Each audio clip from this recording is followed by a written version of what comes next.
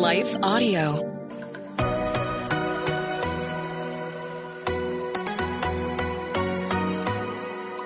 Do you sometimes doubt if you're truly hearing God's voice or if it's really your own?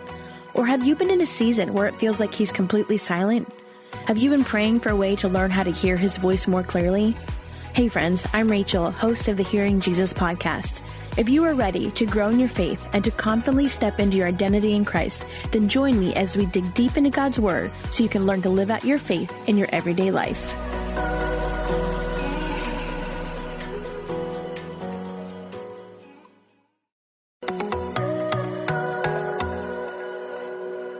Hey everyone, welcome back to the Hearing Jesus podcast. I'm your host, Rachel Grohl, and today we have my friend Christy on as part of the Friends and Family series that we're doing this week. And Christy, I would just love for you to introduce yourself to our audience and just tell us a little bit about your story.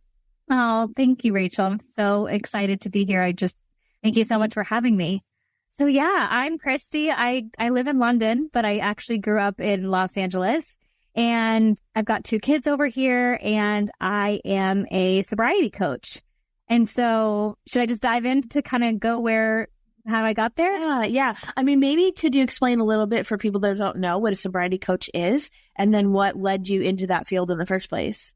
Yeah, sure. So I work with women either one-on-one or in groups, and we work together, for those women that are wine is getting in the way for them, or alcohol is getting in the way for them, right? It's affecting their marriages or relationships, or they just don't even have, enough energy, or they've lost patience with their kids.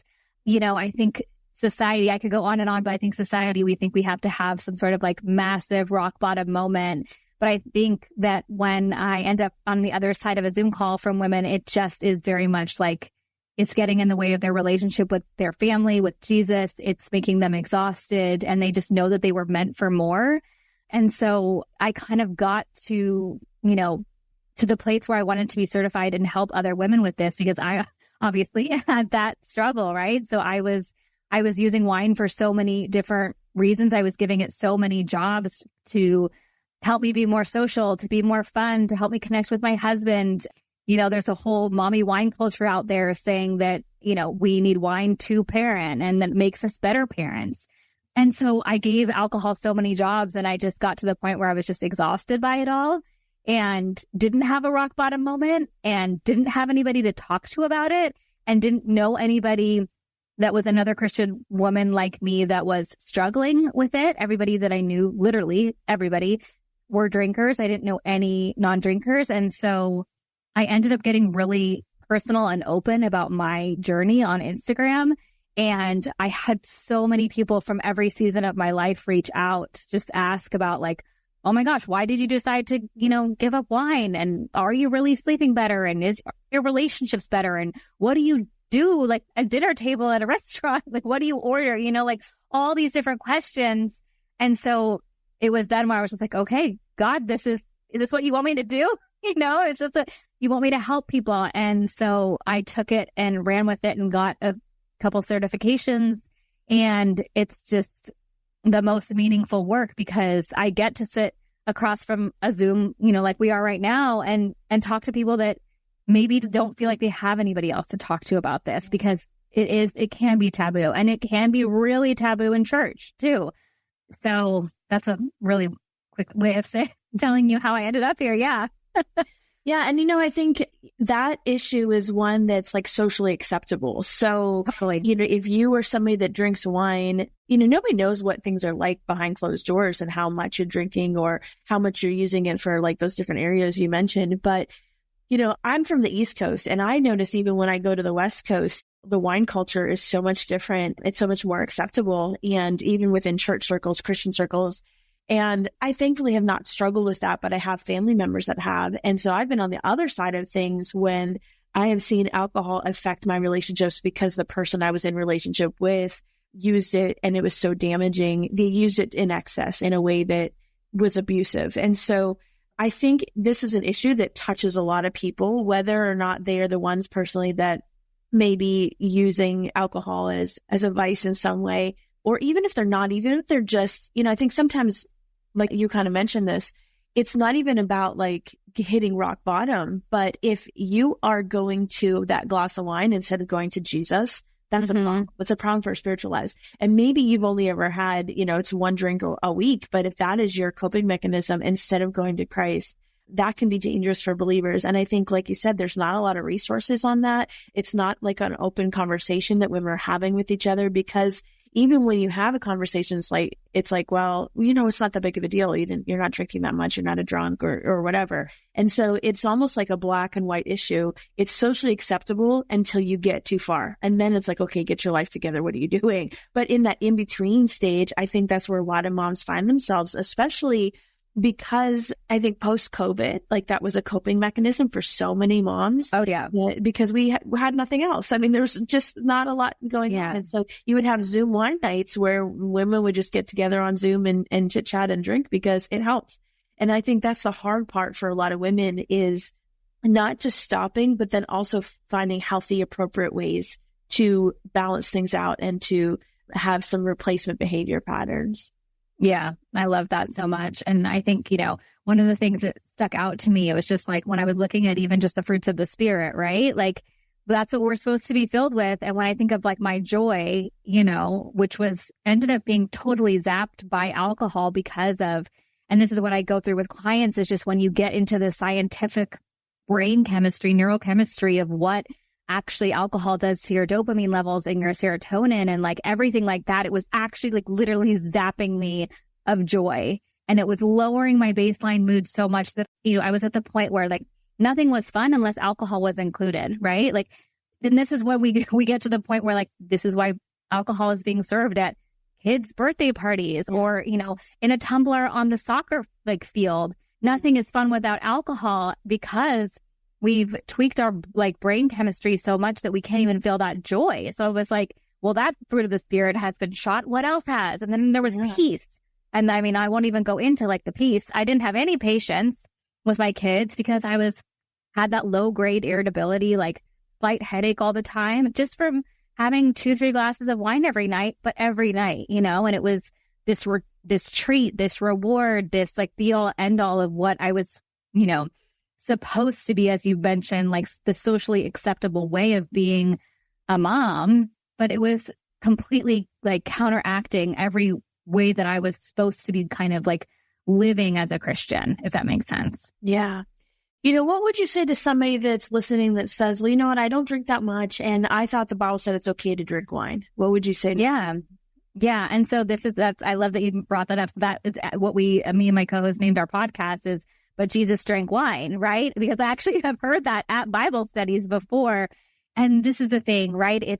You actually said it so beautifully. It's like if it's getting in the way of your relationship with Jesus, then it's taking on another like kind of life of its own. It's becoming an idol, right? If that's what we're going to, instead of going to the Word or to God to fix something. And this is what I work on with clients is like, what are the jobs that you're giving alcohol? Like, is it to relax?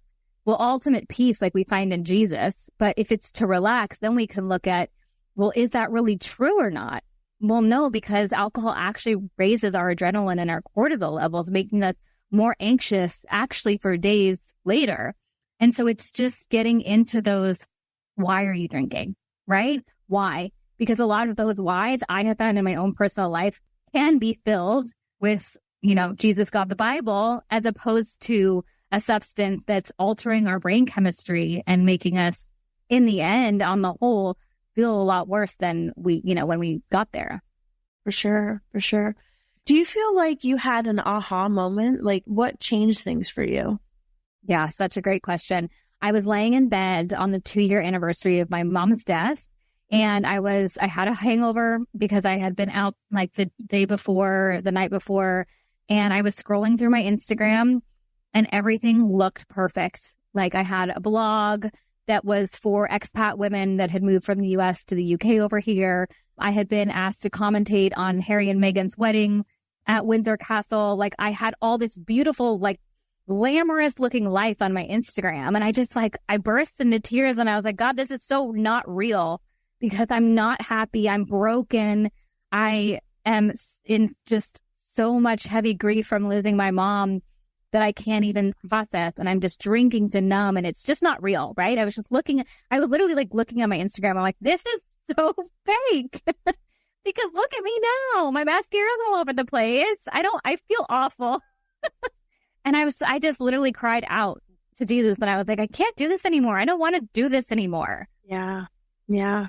One of the things that I thought about when you were just talking right now is how we see this all the time. And actually, this is not even the first time this week in the Friends and Family Week that has come up with different subjects, but it's how the enemy always tries to offer a counterfeit of what God's truth is. And so even in the area of things like peace and joy, trying to get those things from alcohol, from wine is, it might be a temporary substitution for those things, but it's a counterfeit of true joy and true peace that God offers. And it's so interesting to me how that plays out in a variety of different ways, whether it's in marriage or, with like a marriage and adultery kind of situation, or, just lots of different things. But even in this situation, we can see how the enemy has tried to take something and pervert it to offer a counterfeit of the truth of the way God created us and operated us to work in the context of our relationship with him. And so it's so interesting to me to think through that and the dynamics of that. And listen, I'm not saying that if somebody has a glass of wine at dinner that they're evil. Like, that's not what I'm saying. I'm not saying that either. Yeah. And that's not what I'm saying. I know for me, because I worked as an outreach pastor for a long time, even like in public, we would never drink. My husband and I would never drink because we worked with a lot of people that really struggled with alcoholism, with like Celebrate Recovery and those kinds of things. And we didn't want if somebody saw us in public drinking, we wouldn't want anybody to stumble or trip in their walk with the Lord or their sobriety journey. So we just always abstained. And so it's always interesting to me how defensive I think people get, even when people are not, like, they don't necessarily have an alcohol problem, but it is part of their lifestyle. Like, I was at an event for a ministry and everybody else was drinking. I wasn't drinking. I don't drink. I came up with a family that was really affected by alcoholism. So I just, as a rule, don't really drink, maybe once a year or something. And so I didn't even say anything. Like, I was just drinking my water, having a good time. And it was amazing to me how defensive people got when they found out I wasn't drinking and tried to convince me to drink. And this was at a Christian event even. And I thought, man, like, why is this such a trigger for people? Like, why is this such a hot button trigger when I'm not even antagonizing anything? I'm just sitting over here drinking my ice water. Why do you think that is? Oh, yes. I love this question so much because it was also one of my biggest fears, is being the girl with the sparkling water or whatever, the mocktail, and having those questions directed at me. And what I have learned is that it comes from the fact that there is such a stigma of being this quote unquote problem drinker or alcoholic, right? That is this person that is other and that has, a disease. And so you don't want to be that person. You want to be the other person. You want to be the normal person that doesn't have the problem and doesn't have a disease. And so what happens is that those people, when they're coming to you asking you why you're not drinking, are really worried that if you're not drinking, maybe that means that they shouldn't be drinking. And if they shouldn't be drinking, does that mean that they have a problem and that they are an alcoholic and that they need to put down their drinks? And when you don't know that, like, it can be possible in other ways of not, being this, and like, no shade to AA, it's helped millions of people. But if you think that that's the only way, that can be scary for some people. And this idea of having, and this is a product of big alcohol, right? It's drink responsibly. You're the problem. It's not the addictive drug that kills 5 million people a year and that is the third biggest, preventable cause of death in the U.S. The alcohol is not the problem. It's the person that can't handle it is the problem. And nobody wants to be that person that has the problem, the disease, the other. And so when you say, I'm not drinking, that you're holding up a mirror to whoever is questioning you, who is then nervous that, oh my gosh, Rachel's not drinking. Does that mean that I shouldn't be drinking? And if I'm not drinking, does that mean I have a problem? And does that mean I'm different? And does that mean I'm diseased? And does that mean I have to X, Y, Z? Yeah. Yeah. I mean, do you have suggestions on how to respond in those situations?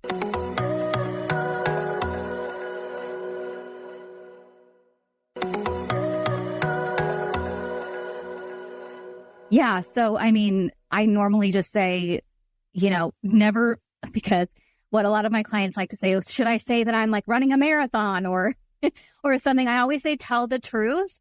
And if you're in the middle of like, experimenting, getting curious with a break from alcohol, just say that you feel better, which for so many of my clients is true that like, okay, I actually, I'm sleeping a lot better without alcohol, or I just have so much more patience with my kids. But if you come down to like, I feel better, I think you're going to get a lot less pushback, because if they're if it's a friend, they're not going to say, I want you to feel bad drinking. But if you say, I drove, they might say, take an Uber. Yeah. So I always say, make it about how you're feeling and that you're feeling better. Yeah, that's a good point. So what do you think would be some key practical steps? If so, we have listeners that are like, yeah, you know what? That's me. Like, I don't necessarily think I have a problem with alcohol, but I definitely know it's stealing my joy. I definitely know that I'm leaning on it too much. I definitely know it's getting in the way of my relationship with Jesus. Like, what would you say to that woman that's maybe just thinking like, okay, well, what do I do from here? How do I take steps to resolve this? Yeah, I would say the first step is just getting really curious about those reasons why you're drinking. And for a lot of us, we don't even know, it just becomes such an ingrained habit, end of the day habit. But like, what is it that you're looking for in that glass of wine? Is it rest? Is it reward? Is it because you feel like you need to connect with either your husband or your girlfriends or whatever? Is it a treat? I honestly held the belief that I thought red wine helped me sleep at night until I actually got really curious about what wine actually does to our sleep. It destroys it. So what are you drinking it for? Is it for confidence? That's another one I deal with a lot. And then, go on and take a break with an experimental mindset. And by that, I mean, you don't have to say forever. You don't have to count days if you don't want. Just try the situations that, you're worried about without alcohol and see how it pans out. Like, be really curious. Go on an experiment and see what you discover. Like, why are you drinking? And then the flip side of that is like, is that really true? Is it really giving you what you're drinking it for? Yeah. What do you think some of the benefits are of living alcohol free? Like, if we have someone that's listening that's like, well, I just don't want to, like, what, because I think sometimes it is almost like a security blanket for a lot of women. It's the way that they de-stress. And even though, scientifically we know that that's not a long-term solution, it's just more detrimental than anything. What do you think some of the benefits are, if they were to get to that place of experimenting, and besides just like maybe feeling better, what do you think that living alcohol-free does for you? I guess both physically and spiritually. Yeah. Let's do spiritually first, because I think we can just go right back to the fruits of the spirit, right? Like, I touched on a little bit about how alcohol affects your joy levels because of what it does to your dopamine and serotonin and everything like that. And so it does actually scientifically rob you of your joy, of your ability to have a joyful mood. And then, when we get to talking about peace, I was thinking about alcohol every single day because that's how I ended my days, as like my relaxation and my reward. And that mental real estate that alcohol ends up taking up, it completely robs you of your peace. Like, I always tell this story of like going out to dinner, and I can see it when other people are doing it now that I'm on this side, is like, are you really thinking about whatever conversation you're in? Or are you thinking about the next drink? Or if the waiter is going to bring you the wine list, or if you are going to need to be the one that orders the next bottle. And it's constantly like thinking about alcohol. And then when you or compound that with having to think about being hungover the next day, it basically takes up so much mental real estate, which in my opinion killed my peace. Yeah. Patience, obviously, if you have children, I have 2 young kids. I have so much more patience with both my husband and my kids now, because I'm more well rested. My anxiety levels aren't as high because of the adrenaline and cortisol, like all of that stuff. I am more connected with Jesus because I actually get up in the morning and pray because I've actually slept. And so I have more energy, to have that early morning time with him, which is now like a non-negotiable. So, I mean, there's so many things, but I think those are the top of my spiritual ones. Just, it was completely robbing me of like my relationship of Jesus altogether because I wasn't putting in the time, because it was just this kind of waking up exhausted, headache, low-grade irritability, not reading the Bible, just trying to get through the day. And then on the physical front, I mean, better skin, better, but no blotchiness, no dark circles under the eyes. I've had clients say their eczema has cleared.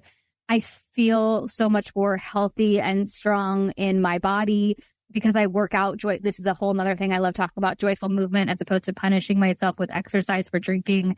And so I actually enjoy working out because of the mental health benefits it has, as opposed to punishing myself for drinking too many calories. And so because of that, I feel stronger in my physical body as well. Clearer eyes, like better hair, it does everything because alcohol dehydrates you so much, and dehydration shows up in your skin, in your hair, and everything. Yeah, one of the things that we talk about on the show is just a lack of confidence that so many women have in telling the difference between God's voice in their lives and either their own thoughts or the thoughts of the enemy. And then also struggling to even recognize if God's speaking to them at all in the first place. And one of the things we talk about is like, what are those barriers to hearing God's voice? And do you think that consuming alcohol on a regular basis is a barrier to hearing God's voice in your life?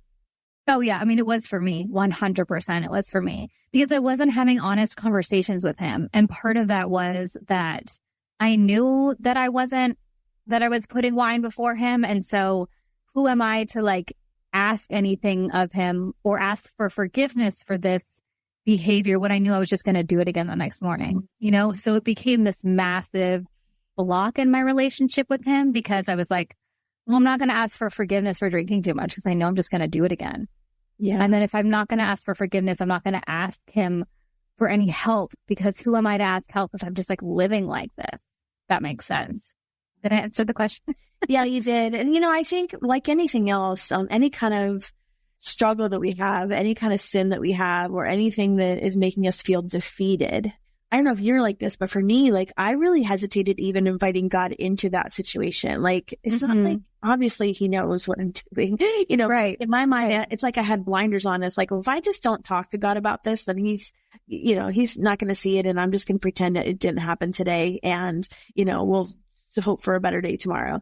And I think that is a common way that the enemy keeps us trapped because God is not just a father, but he's a good father. And if I think about this in terms of my own kids, if they're struggling with something, I want to help them. I don't want them to be isolated and struggle on their own. I want to come alongside of them and support them and love them and give them accountability or whatever it is. And so that was a perspective shift for me when I realized when we are struggling, God wants to be part of that process. In fact, that's how we get through it. We cannot do that on our own. It's too hard of a task for us to, not just from the physical aspect of an addiction standpoint, but even just from the emotional side of things, the way that we depend on things outside of God, that transition between depending on things of this world versus depending on God. We need his help with that. And so inviting him into that process is so important. So yeah. Do you feel like once you made the switch and you started thinking about this differently, do you feel like maybe how long did it take for you to maybe make the transition? Once you started to feel like you were getting joy back or getting peace back, how did that process shake out for you? Yeah, such a good question. It was very incremental and it is different for everyone, right? So the first thing I remember is that I was properly sleeping. And getting proper rest after getting really horrible rest after decades of drinking, because even one glass of wine affects your REM sleep, which is what, the sleep that our brain actually needs to restore itself. And so I noticed that after, a month. And then the joy was it kind of, honestly, I always say this, I think it just keeps getting better. But after month 2 and then month 3 and then actually really enjoying being with my kids, even though I did this happened for me during COVID, being trapped in a room with them, I found enjoyable, which I never would have found enjoyable before. And so it was just, and then I think when you end up having these life experiences, right? So then you go on your first alcohol-free vacation and you realize how amazing it can be to come back from a vacation rested and not needing a vacation from your vacation. And I think it's just like, I think what it ties, comes down to is just like going back to these life experiences, Christmas, birthdays, and experiencing them alcohol-free and realizing not only are they bearable and doable, but they're so wonderful when you're not dumbed down, numbed out, and, a different version of the authentic, like, woman of God that you really want to be. Yeah. And so I think it keeps getting better the more you kind of live without it, I think. Oh, I love that. Love that. Well, I really appreciate you taking the time to kind of walk through this with us. I think it's a very common experience that a lot of women have. And one of the things I always do at the end of the show is I always have an opportunity to pray for the women that are listening. And I wondered if you would pray for our listeners and specifically maybe pray for somebody that's right in that space right now. Like, they're realizing, okay, they might not feel like they're a full-fledged alcoholic, but they definitely recognize that they're leaning on alcohol or they're that nightly glass of wine, just too much. They're looking forward to it too much. And I think even the way that you said it was so powerful, it's taking up too much mental real estate. So if they have found themselves taking too much mental real estate, I would like you specifically to pray for that. And then when we're done, I want to ask you about how our listeners can find you if they're wanting some extra help in this area. Great.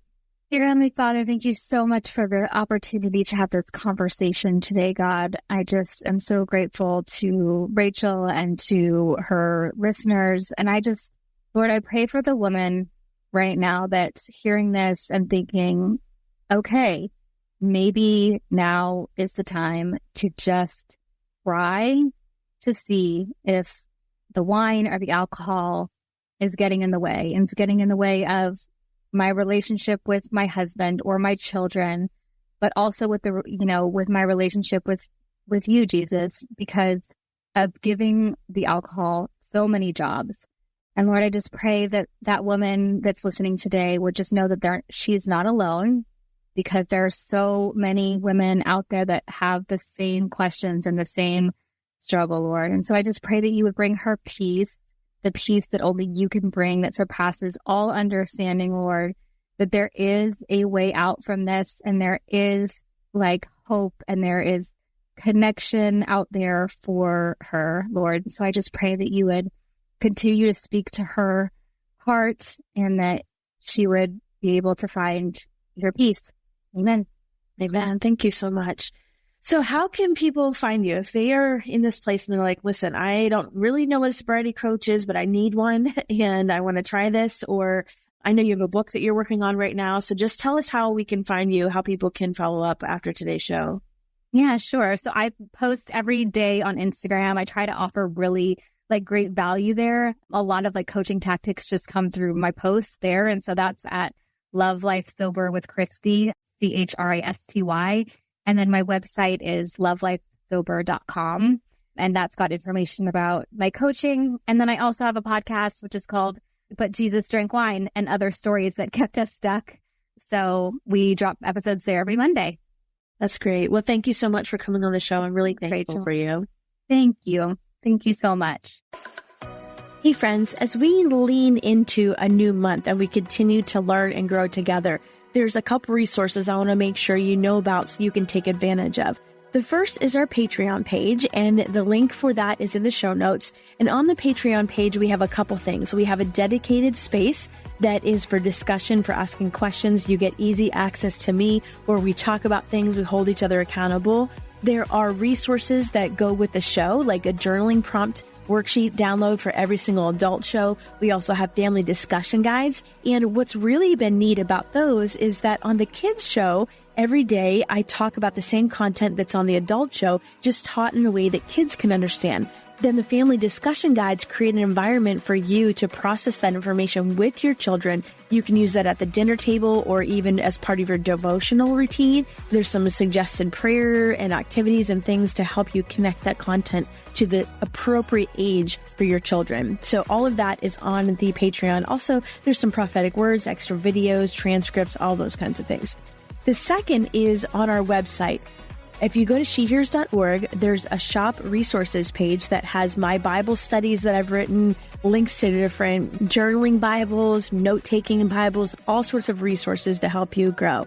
And then also on our website, we have the coaching section. If you are finding that you need some spiritual direction or life coaching, that is available for you as well. And that's really good to help you process what you're learning. If you're feeling stuck, if you need to work through something, if something just isn't sitting right, or if you want to teach this content and you need to help develop a plan, I'm available to help you do that as well. Again, all of these are resources to help you grow in your spiritual life and hear God's voice more clearly. I want to take just a second to thank the team at Life Audio for their partnership with us on the podcast. If you go to lifeaudio.com, you will find dozens of other faith-centered podcasts in their network. They've got shows about prayer, Bible study, parenting, and more. Hey friends, if this podcast helped encourage, empower, or equip you in your walk with God, I would love it if you would head over to Apple Podcasts and leave me a review. That's the number one way you can support my show. You can also join our free Facebook community or Instagram page where I share inspirational tips, bonus content, resources, and prayer throughout the week.